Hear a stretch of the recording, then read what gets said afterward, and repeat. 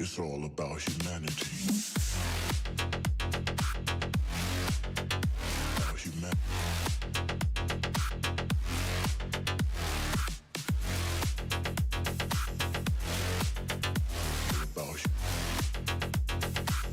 It's all about humanity.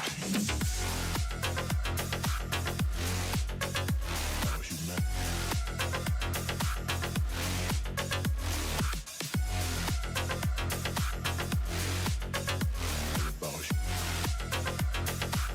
It's all about humanity.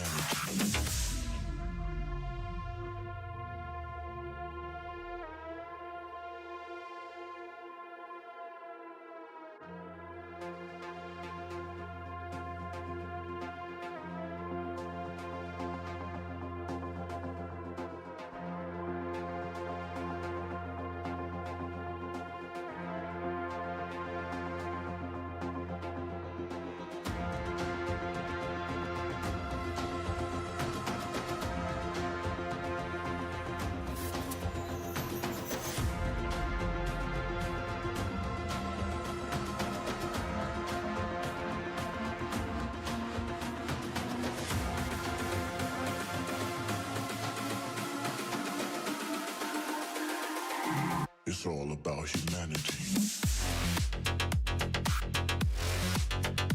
About humanity.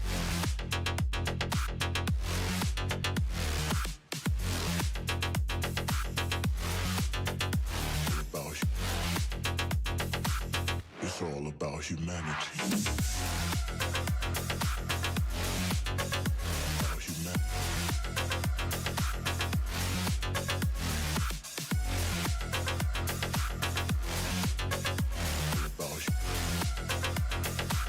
It's all about humanity.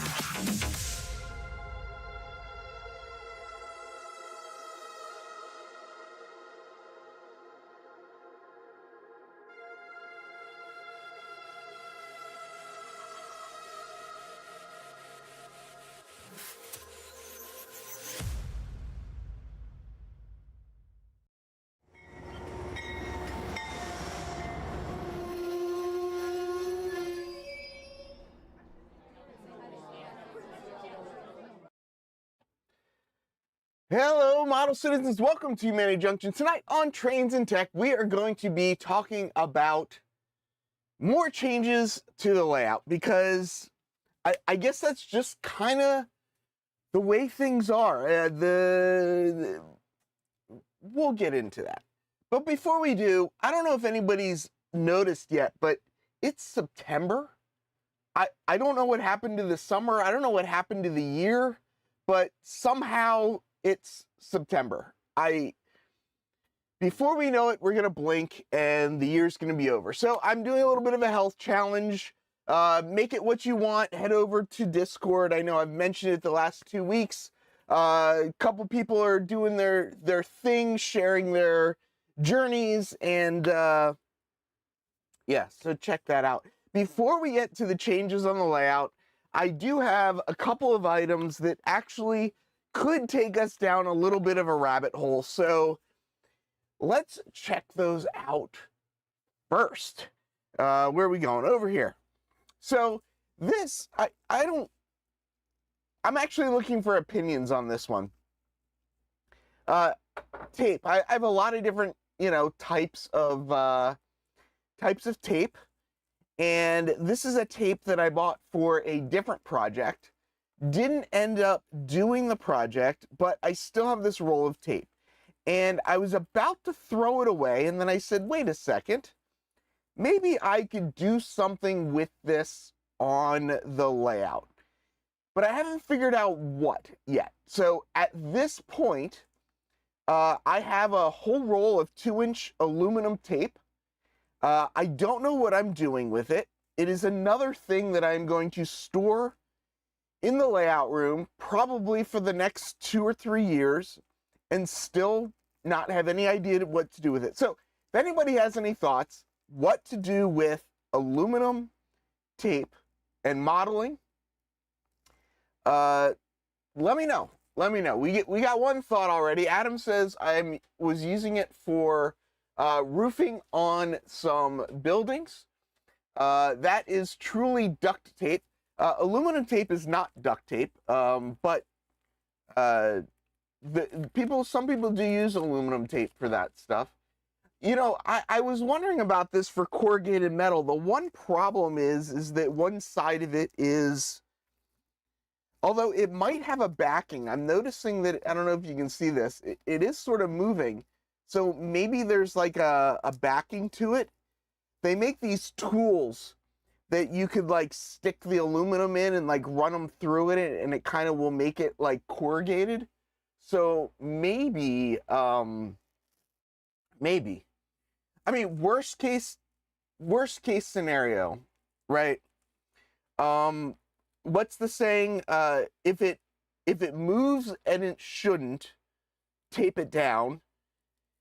If it's not moving and it should, use WD-40. So worst case scenario, maybe we'll use that to tape something down. So here's the next thing. Here's two potential rabbit holes.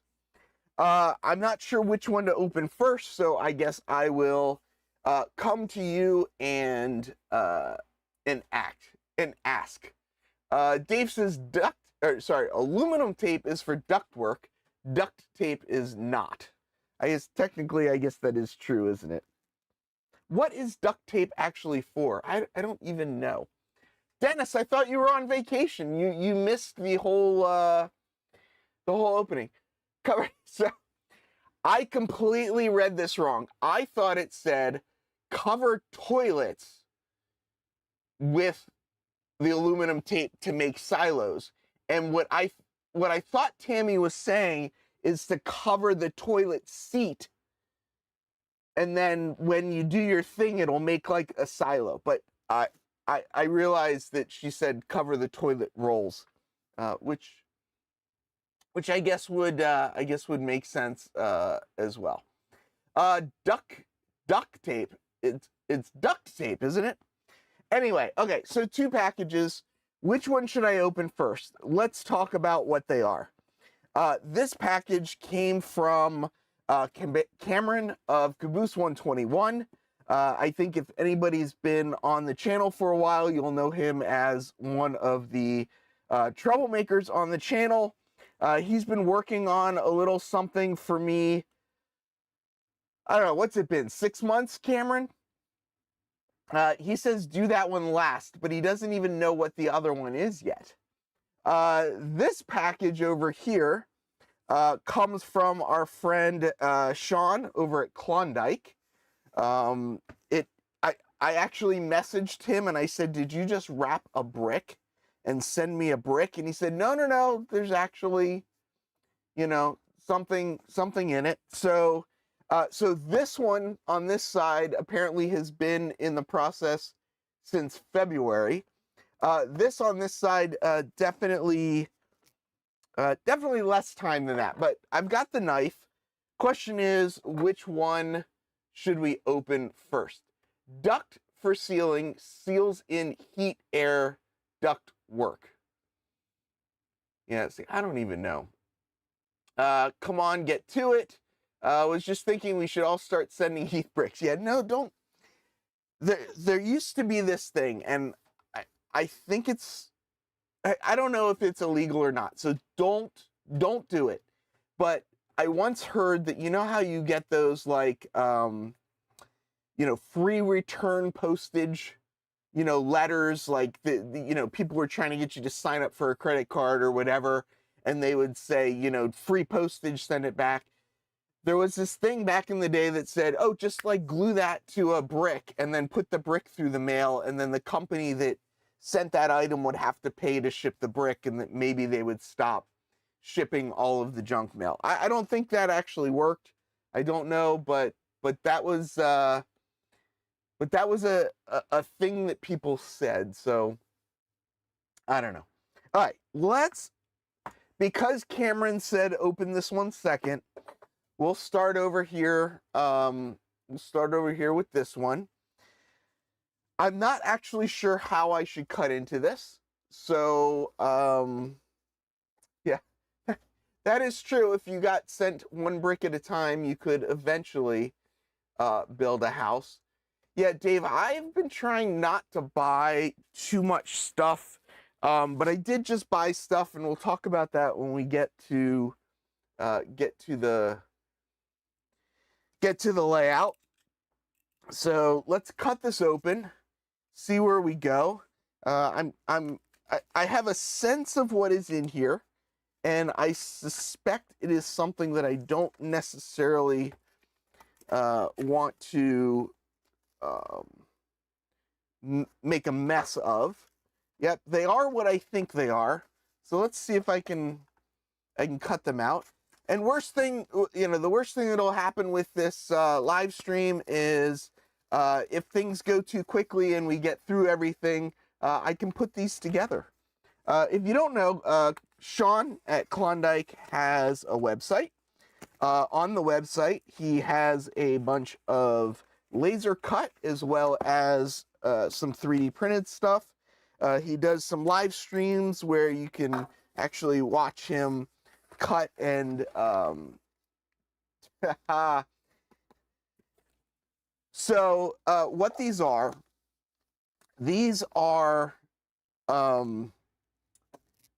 I forget what they're called, car card holders. So I had asked him if he can make some car card holders because I needed some extra ones for stuff, and I thought it would be just, another cool thing to, to have on his site. And what he's been talking to people about doing is that if people want their logos on things, that he would, are you guys checking the time, how long it took me to open the box? So he asked me to send him my logo. So I sent him an SVG of the logo. And if you know my logo, there's a lot of little details to it. So I wasn't so sure how well this was going to laser print.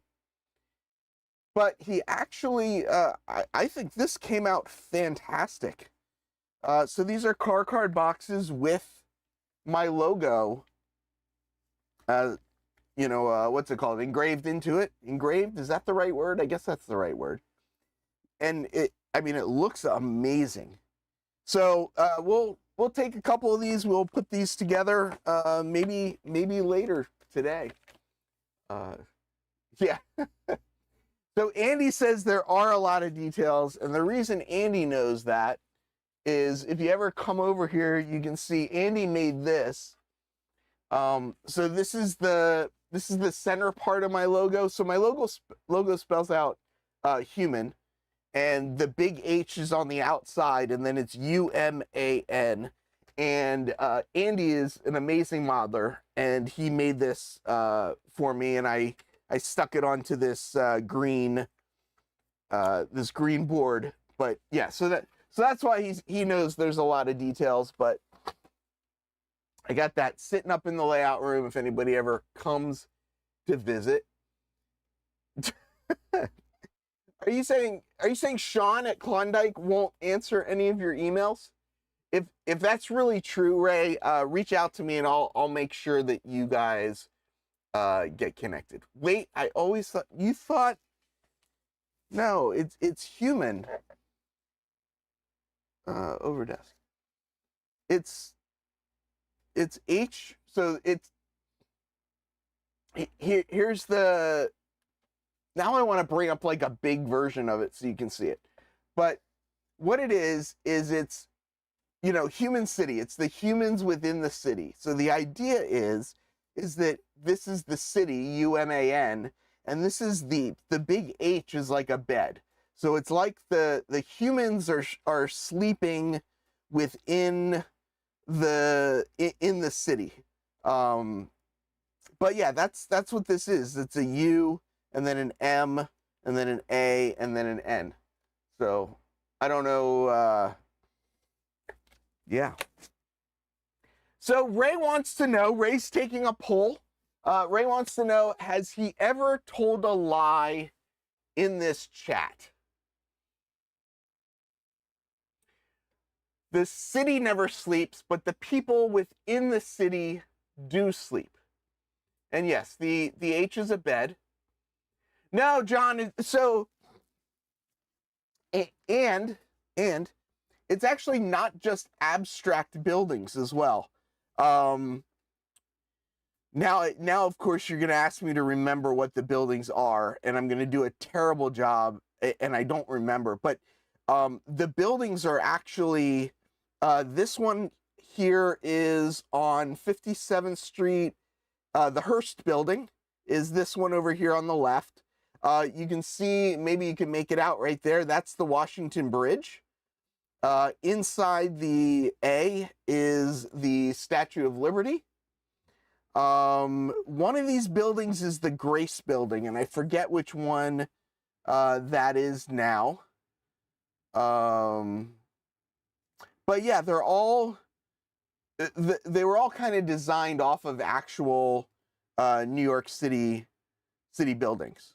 And then this here, I don't know how well you can make that out, but that there is an Amtrak train. And this is, I have a video on my channel from a couple years ago now of an Amtrak train that I caught going by the, it's not called the Empire Builder, it's called the Empire something. It's a train that goes from New York City up to Albany. And that's that train there that goes from up to Albany. So, Cameron, it's been a long time. I can't remember everything. I don't know what the Hartford Whalers logo looks like, but sure, I'll go with that. Where's the Willis? Is in like the Willis Avenue Bridge? Yeah, Andy sort of missed the bed thing at one point in time. You know now about the bed, though. I told you about the bed, didn't I? Dennis says, very nice logo. Mine I whipped out in 10 minutes and didn't put much thought into it. Yeah, if you go back in the day, if you go back in the stream, there is a logo animation. And the logo animation actually builds out the logo. And you can see the logo actually like, come to be through that. Let's see if I can do this without completely screwing up the entire stream. So watch carefully and we'll see this kind of,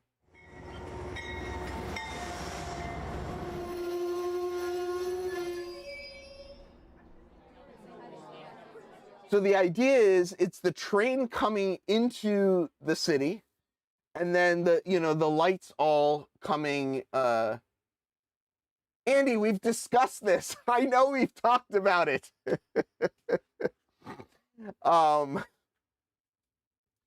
There is other streams. Yes, there are other streams. Yes, it actually worked. But yeah, that's the whole logo. Actually had a friend help me design it. We came up with the idea. It is a complicated logo. It's much more complicated than like the Riverside Transfer logo, but I think it's pretty cool. I mean, this is a little long, for the whole logo thing, but I think I don't know. I like it. It was fun. I liked animating it. Here's the Riverside Transfer logo. I don't know if it's gonna come up in this, but yeah, it's just a little RT. That RT was designed by Joey from Late Night Hobbies, who I think I just saw in the chat somewhere. Maybe I didn't see him in the chat. I thought I saw him in the chat. But that was designed by Joey. The Human City one was designed by a friend way back in the day. Yeah, really, it was designed by a really cool, really good artist that I know. So I feel very, very fortunate, very lucky to have gotten that made. And yeah, I think it's a cool logo. It's got a whole story and a whole thing in it. So as Ray said earlier, Ray has not told a lie in the chat. Therefore, this must be true. Ray's Around the Layout logo has a hidden map for the location of the Holy Grail. So I will poll the audience again. Do we believe that Ray has never told a lie in the chat? All right, so it's 9:19. We've already opened one box. Now we've got another box. This one from Caboose 121, Cameron. I am looking for how it opens because, I don't necessarily want to just rip it apart. Andy, next time I see you, I will explain the logo to you again in depth. Did you say it's your birthday, Andy? Did I completely miss? Wait, did you? It's your birthday? Today is my 50th birthday. I learned about the bed in Heath's logo. Wait, are you? Hold on. Are you really 50 today? And I didn't realize that? I feel like a terrible friend that I didn't know that. Well, here, my gift to you is that I'll do a live stream on your birthday. Is that a good gift? Probably not. Dennis says, I tried to get my older daughter to design my control panels about 3 years ago. She hasn't talked to me again since. Yeah, Cameron, you could have done that. You absolutely could have done that. I am going to have to try to remember, and I'm terrible about doing it, but hopefully I will remember and I'll put it in my, what is it called? Calendar. And then next year it'll remind me and maybe I won't forget. We'll see. We'll see. If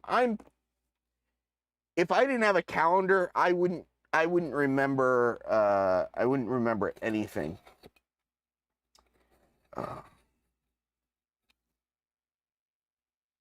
I like these boxes. Oh wait, you know what? This is one of those boxes where, see, I never know. This could be a box where this is the top here, and you're supposed to take this top and it just sort of opens up.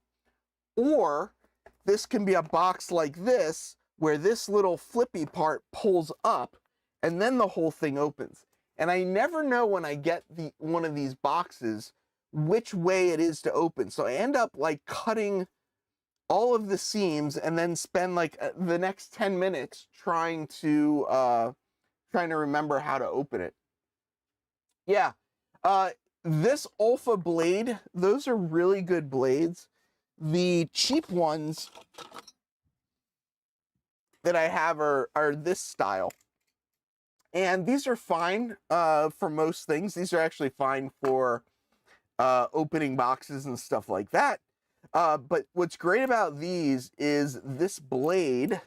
This blade here is a much thicker blade than this is. This is a much thinner blade. So if you need to make a straight cut and you want to use that blade, that this Alpha does a really good job. So Cameron says shipping label is the top, which means this is going to be the top. So I will cut, or I will continue cutting, and I think I already cut this edge, so I don't actually need to be cutting it again. So we'll cut as if the shipping label is on the top, because I remember back in the day, I took and I put tape over the shipping information so that it was covered up, but I left the name showing so that I remembered where it goes. So it's 9:23. Is that evening or is that night? I'm kind of curious. Dennis, you're going to do foam carving with this? Really? Why don't you do... Now, of course, you're going to make me find it, and I'm not going to be able to find it. But why don't you do foam carving with... Yeah, I'm not going to be able to find it. I should not have gone down this hole because... Oh, wait a second. Nope, that's not what I wanted. Darn it. I thought I found it. What is it called? It's not, it's like a rasp. Here we go. This. Why don't you do your foam carving with this? I mean, this is good, I guess, to cut out the big areas. You can use this. I think it will work pretty well. But I think this these are the kind of things I think that, like, now, I'm not a modeler. I admit that. I'm very good at opening boxes. I open boxes quicker than anybody else, but I've seen people use these to mold foam and stuff. Is that what this is called? A sure form? Or are you referring to something else? Dennis says, I will use all tools at my disposal. I have one of those and even a bigger one. There you go. So why am I showing this? Dennis, I was in the middle of opening a package and Dennis slowed me down. Boomer just did a video on foam carving or how not to use a foam knife. Yeah, I don't know that I like foam knives. Somebody made a comment. Real men use buck knives to open packages. One of the things I like having around, that now that you say that, of course, again, you should see these drawers. One day I should like go through the drawers and like show all the crap I have in the drawers. I like using these. I used to carry one of these around with me all the time. And what this is basically, you know those utility knives? Do I have one? I don't even know if I have a utility knife. I don't know what that is. I don't know that I have a utility knife. I think I do anyway. But these use utility knife blades, and these open up. And these are great little knives to carry in your pocket. If you do end up going through airport security with them, you can just take the knife part out. If this part of the knife dulls, obviously you can just flip it over. But yeah, this is a, I don't remember how this one closes. Oh, there it is. But this is, you know, it locks open, and this is not it's not a buck knife. I get it, but 7 in the evening, 8 at night, answering my earlier question. That's a rasp. Yeah, I didn't think that was a sure form. I thought that was a rasp. I don't know what it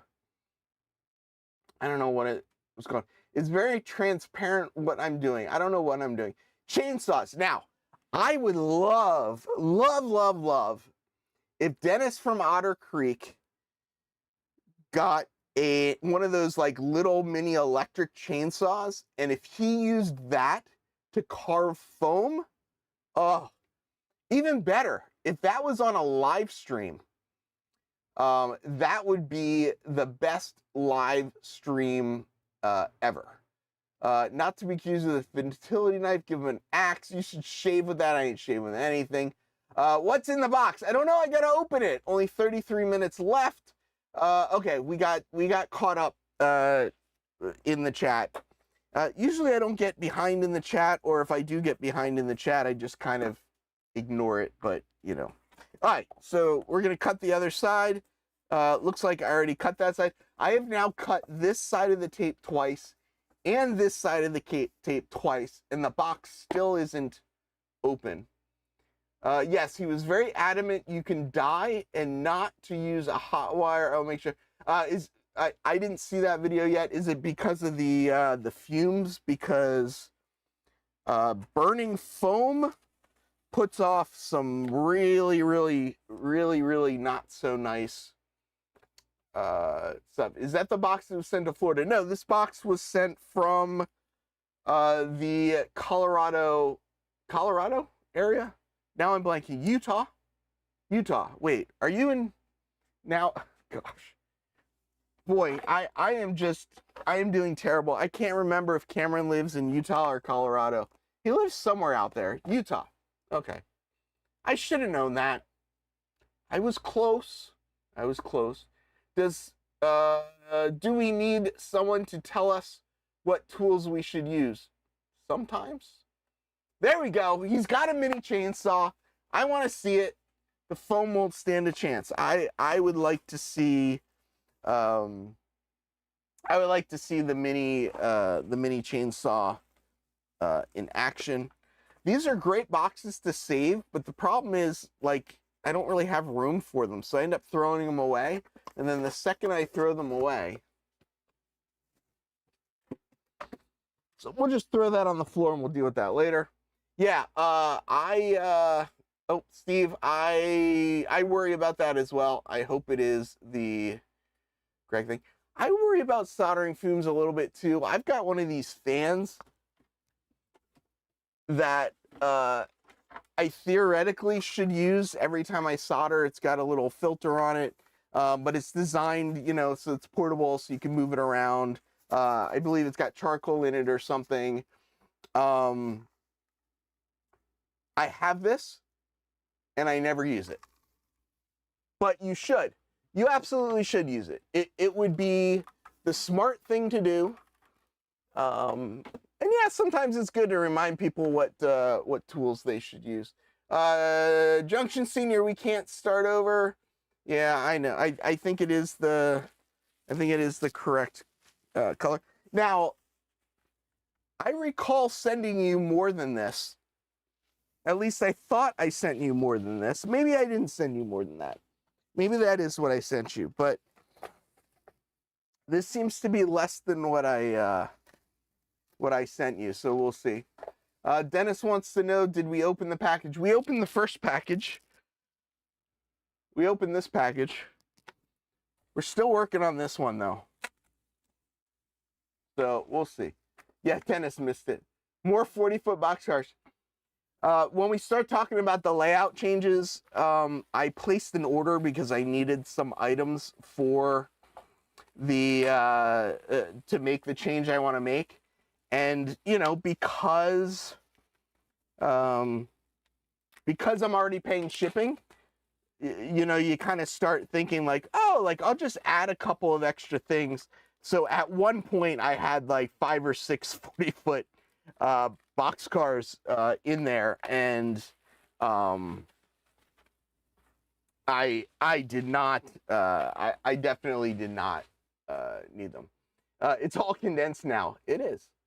Where will packages be open when your scenery is done? So that's a fantastic question. It is a question that I don't necessarily know the answer to at this moment. The good thing is that this is going to be a yard. So the majority, I don't know. Because I do want to, now that I move that, I do want to put like lights and stuff in here. And there's definitely going to be some scenery up in here. But yeah, I mean, if I do anything more than just ground cover in this area, I don't know. I do have a dinner tray. It is full of stuff right now, but right here is a TV tray. I used to have 2 of them. Now I only have 1 of them, but yeah, same place. It's just a yard. Maybe. I mean, I want to put stuff in the yard though. So I think it was a valid question. So this was something that I was not expecting, but this will actually go very well on the layout. Let me just go back here just so I can zoom in so we can get a little bit closer up to this. Oh, there we go. These are Baker's Chocolates, flat cars from 1780, a nice micro trains 2-car set, originated in 1826, about 50 years. So, John, you were asking earlier about Croton on Harmon. Remember that, and remember this. And, yeah. Who's Ray? This is Paul. I bet you Paul's asleep right now. But these are really cool. I need a little bit more variety on my layout, so this will definitely go onto my glucose train. Bob, that is a fantastic pun. That was a good pun. I think he randomly throws out the name Chris. A lucky find going through a 5,000 car collection. Did you get this at a train show, Cameron, or did you find this in one of the club things?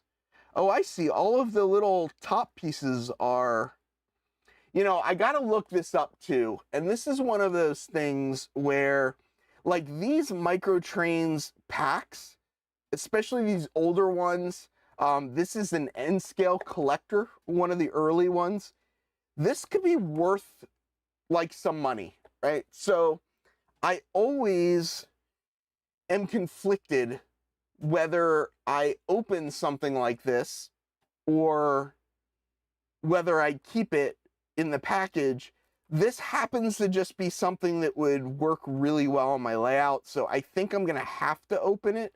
But this is probably, if somebody wants to kind of check it out and look at the value, I bet you this has a much higher value as well.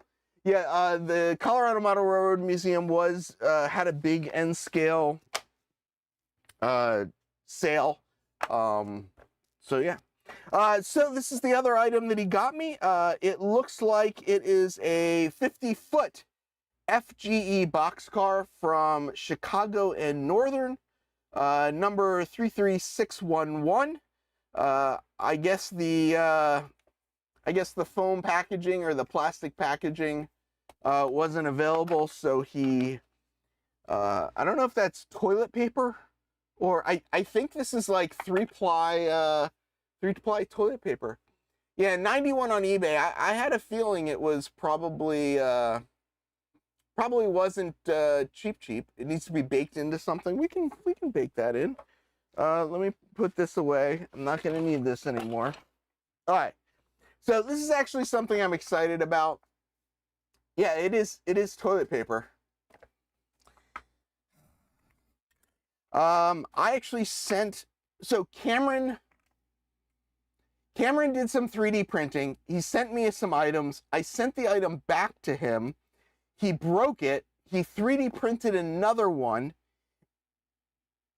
And then I think he broke that one, and then I think he 3D printed another one. But he built one of these for himself. I think he painted it the wrong color. I said, will you paint one the correct color and send it to me? And he said, sure. So I sent him, what are those called? Decals. I sent him the motor unit, and he put it together. So it's not actually a 50-foot boxcar. It's actually something else. I need to swap out the couplers on it, which is something I'm not really looking forward to doing. But Cameron is probably going to have, he really did send it. He really sent me toilet paper. I'll be sure to use this later tonight. Yeah, I don't usually get toilet paper in a box either. But I will have to swap out the couplers. Cameron, I'm sure, is going to have a video on his channel on how to swap the couplers.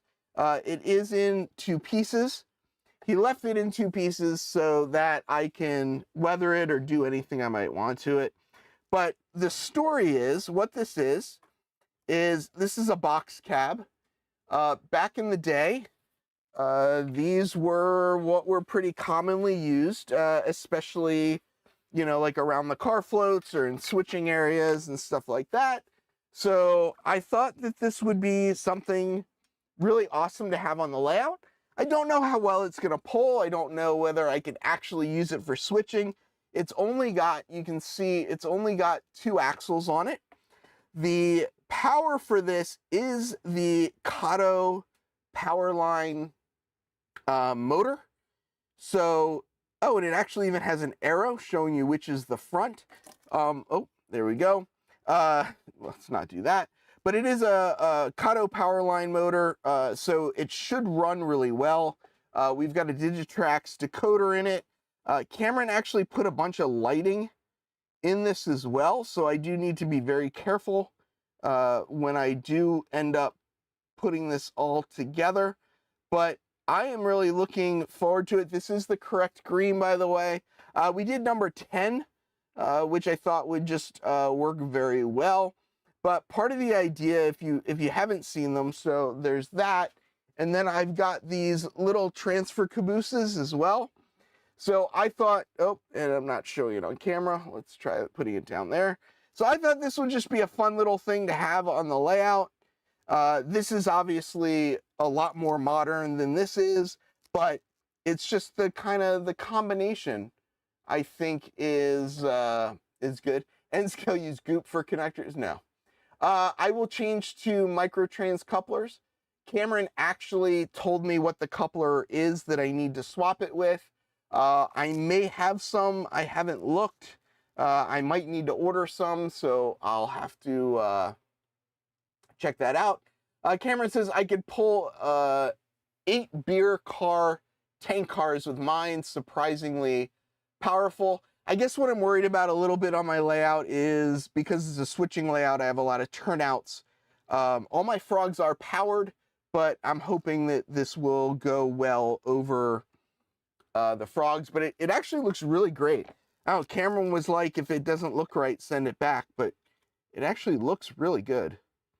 I don't know why I would need to send it back, but yeah, I do need to swap the couplers.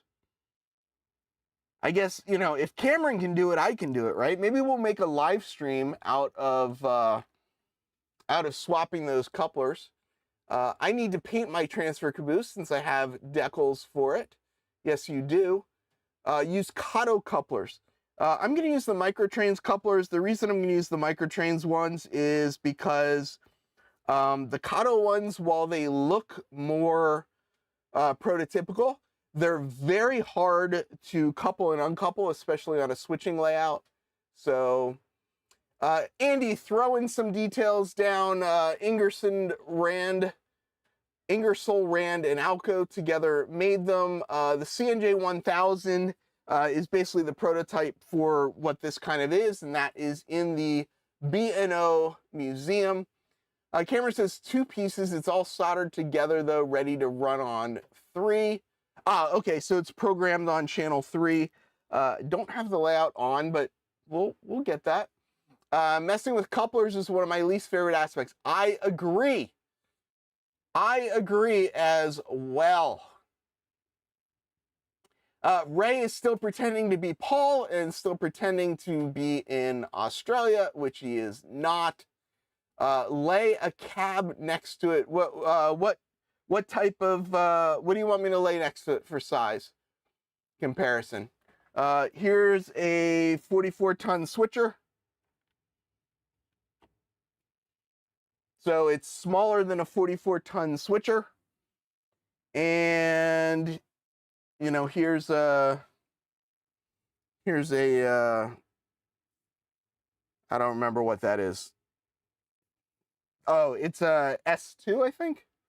I don't remember what that is, but a little bit of a more modern switcher. So yeah, it's a tiny, I outsourced my N-scale coupler work to DeBob. I would love to just ship off all my stuff that needs new N-scale couplers, but it is kind of interesting though that Paul in Australia would have shipped all of his N-scale stuff to DeBob here in the US, but you know. Yeah, so this is gonna be pretty awesome. That is gonna be a pretty awesome little item to have running on the layout. Again, it'll probably be used, you know, similar to what I use the 44 tonners on, kind of as a utility switcher on the layout. Obviously, the 44 tonner having a lot more axles on it, a lot more pickups, but yeah, Cameron, I remember when Cameron first started doing the custom painting a couple years ago, and this looks really good. I have, I'm not gonna be able to find it. I was gonna say he painted a 2-bay hopper a while ago for me. I'm looking to see if it's on the layout so that I can show you a before and after. I don't have it right now, but he sent me one of his earlier paint jobs, and this is definitely you can see the growth. He's done a lot of painting since that original one, but yeah, that's really cool. I guess I should put it more in the center of the thing. That's gonna look cool when I get that all together working. I got pretty good with microtrains. Couplers, very little rolling stock in my collection or not. Dave, I will send you all of my stuff that's not. No, I got to work on it. It's kind of one of those things that I just haven't kind of really gotten started on it yet. There are so many projects that have come up before it, and it hasn't been a huge priority yet. Bob, I don't know if you know. I don't know if you've been around long enough to know or not, and I just took a drink and it went up my nose. Bob says I'll be switching to Z-Scale. Oh, I actually have a bunch of Z-Scale. Used to have a Z-Scale layout that was sitting basically on the workbench. So anytime I was doing a stream or whatnot, there'd be Z-Scale going around. So yeah. I've seen it somewhere on the layout next to that John's hopper. Yeah. At one point it was on the layout. Oh! It was. Oh, not that one. It was right next to John's hopper. So this here is the first car that Cameron did and sent me. As you can see, let's try and get this propped up. As you can see, completely the wrong color green. Let's see if we can go in just a little bit closer. Completely the wrong color green. He did do a good job though with the two-tone on this as well. I know I'm like, I mean, this is still an incredible paint job and everything, but like you can kind of just see like the decals on this one are just blended in really nicely in just a very different, I don't want to say different way, but like you can, if you're here in person, you can completely see the difference. Like I can even tell like this Riverside Transfer, it's slightly out of skew, which I feel like today he absolutely wouldn't do. Yeah, it's shiny because you used the wrong green. My thought with this one, or my plan for this one, I should say, is that I need to basically weather it up. And once I weather it up, even though it's the wrong color green and everything, I think it'll blend together much better. But yeah, so that's just an example of Cameron's growth in painting. Oh, that could be too. I could just dull coat it. I mean, I will dull coat it as well. But yeah, and that's it. Like a little bit of weathering. Those will look fantastic. And I'm just really happy to have all these custom, freelance items on my layout. I think they make just a huge difference on the layout, and just really bring something new and whatever. And yeah, anyway, the layout. So this is the area of the layout, kind of a different view of it, but this is the area of the layout that's changing. So this back here, this is Croton-on-Hudson. This whole area, well, not the staging, but this whole lower area is Cortland. And right now, the staging, which is miles north, kind of cuts through Cortland and splits Croton-on-Hudson from the rest of the yard. Croton-on-Hudson became the sugar train. So this is what I'm calling my glucose train, which is where this gift from Cameron comes in really handy, and will look fantastic because I have sugar cars and Domino's and Hershey's box cars and tank cars, and here's a 2-bay hopper. So these will fit fantastic with this train. But this track is kind of on the wrong side of staging. And this kind of area right here, I'm going to push this a little bit farther forward so you can kind of maybe see a little better. But this area right here is a little weird the way, this is the main line, or going out to the main line, and the way this kind of crosses, it's just really, it's always been a little off, but I never really understood how to really switch it. This is what it looks like, the drawing. So what we have, if I can find my cursor, So this is a curved turnout here up in the corner. I'm assuming you guys can see where my mouse is kind of highlighting things. That's a curved turnout. This is Croton-on-Hudson. This currently holds 8 cars, which I kind of like because this is one of the, the different types of cars on my layout, not the 40-foot cars. So this holds 8 cars. It's up against the back, so the industry is basically the background. The main line, though, as you kind of see here, the main line splits right here to go either way north to staging. So this is kind of my staging / interchange, way, if you know the area, I'm kind of pretending this is Selkirk, right? So Croton-on-Hudson, which is, the yard down here, is hundreds of miles south of Selkirk, which is up here. And it's always been very awkward getting trains out of staging and coming onto the layout, onto the main line, and then they would need to go back into the yard. And it was always kind of weird, and it crossed Croton-on-Hudson, and, it wasn't quite working. Ran the layout a whole bunch. It works, but it could be better. John Chester was one of the early guys that operated on the layout, and he started saying, oh, you should take your staging yard and you should run it all the way behind Croton-on-Hudson, and you should have it connect like way back up here, on the layout. Even so, there's a window right here along this straight area. So this is actually the main line here. This is the yard lead here. He was saying, come have the staging connect like way back up here past this turnout. And I wasn't really sure how to make that happen, and I went back and forth and back and forth. So I went back to AnyRail and I did some playing around, and I came up with a new design. So keep this design in mind when I switch.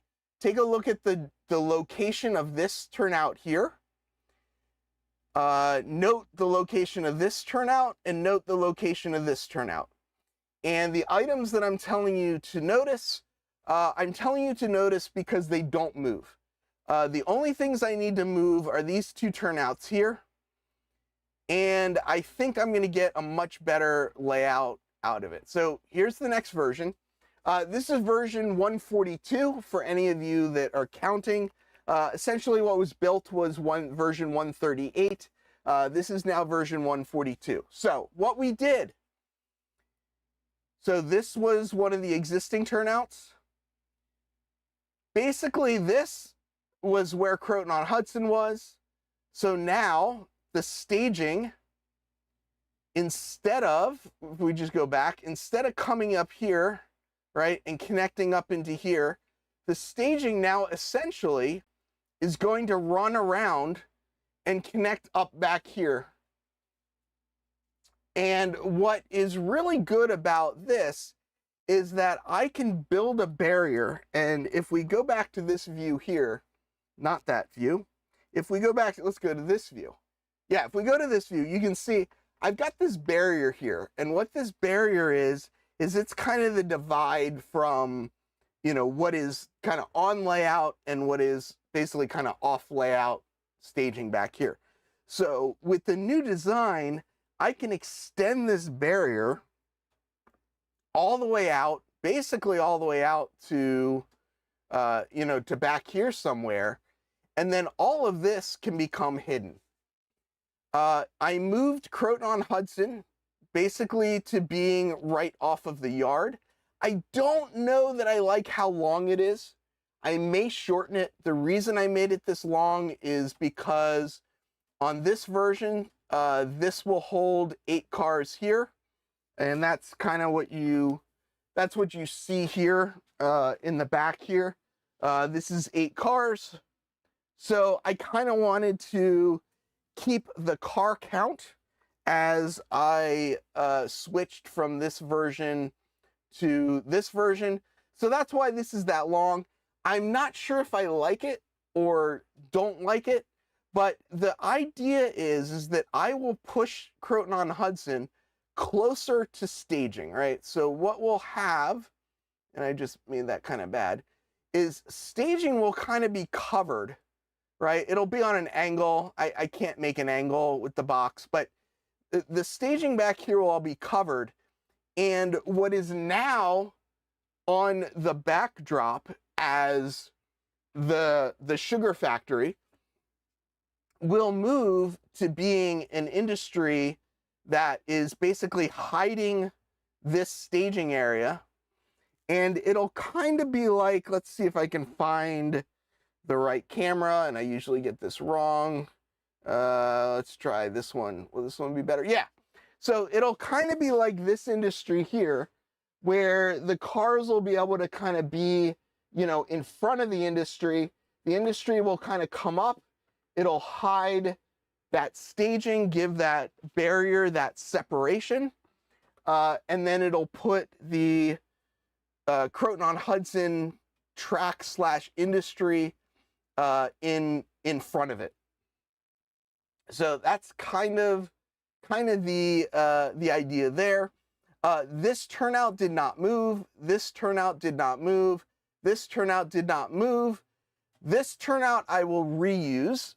Basically, that is this turnout here. It'll get repositioned down onto the Croton-on-Hudson track. So I will reuse, oh, well, don't do that. I will reuse this one. This one has got to be a new switch. Yes, Ray, I think a lot of us, though, are constantly changing stuff. I'm still very early in my journey. So I keep, as I learn, I'm applying it to my layout. And I guess that for me is, I'm not as interested at finishing the layout as I am interested in kind of working on the layout, I guess. So anyway, so this is a curved turnout. I went on Iron Planet Hobbies website. If you don't know, use the code HUMAN, you get 10% off at Iron Planet Hobbies. Went onto their site, bought this Pico turnout, bought a couple more pieces of flex track. This piece of track here is going to have to be a new piece of track. This piece of track here, as you can see in this one, it ended way back here. So I'm going to kind of need to, you know, combine, you know, this with this and with kind of tearing everything up. So I got a couple extra pieces of track. And then I started just kind of, you know, delving more and more on Iron Planet Hobbies website. And I might just have bought a couple of extra items while I was there. One of the things I didn't talk about yet, this little weird track right here. This track has always been kind of weird. I made it work. It's not really too sharp, but you do get really into a tight S-curve here coming into the yard. It's always been a little weird. Like, this is the yard lead, and this has always been a nice, like, straight run. But this diagonal run here going onto the main line's always been a little weird with this track. So the other thing that this does is by moving this curve switch back here, it then means this whole curve, you know, that, I just grabbed something again. It means this whole, you know, mainline area in here just has a much nicer sweep. So bought some more stuff on Iron Planet Hobbies. The stuff is coming. What I am going to do is I am going to, Control Z is my favorite shortcut, keyboard shortcut. So what I'm going to do, the first thing I'm going to do is I am going to obviously pull up what is existing that needs to come up. I will put this switch, and I will put this switch in place, and I will get staging and the main line back up and running as soon as I possibly can. And then I will start kind of figuring out exactly where the Croton-on-Hudson track will go. Basically, I just want to mock up, like we talked about, was it here? Yeah.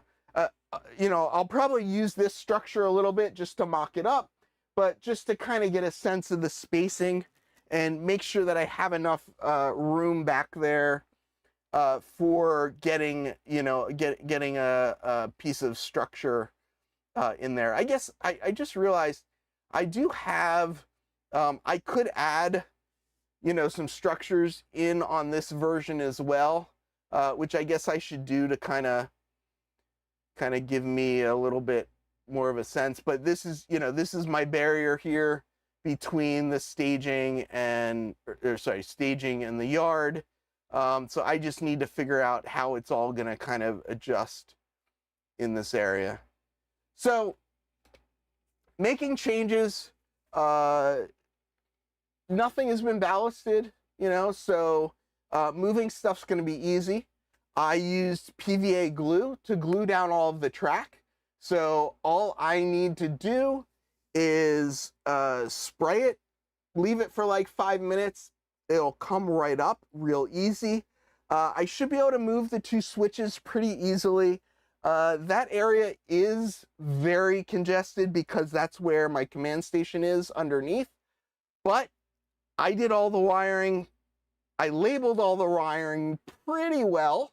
So I should be able to get in there and hopefully make the changes without too much trouble. I'll just reuse the switch machines I'll have. Switch machines will all just get the same numbers.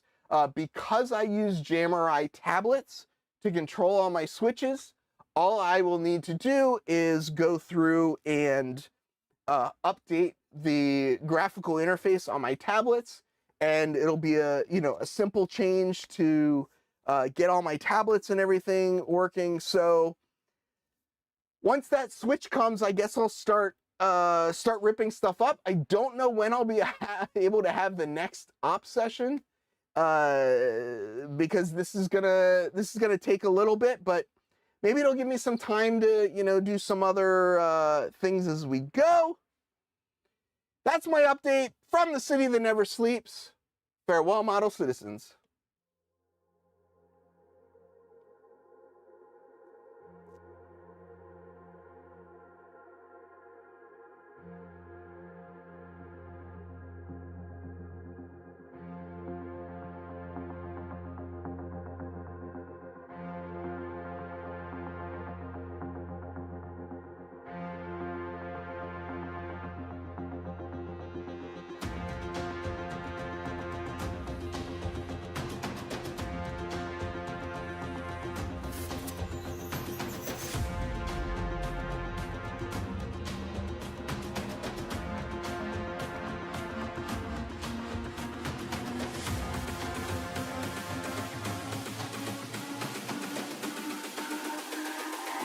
It's all about humanity.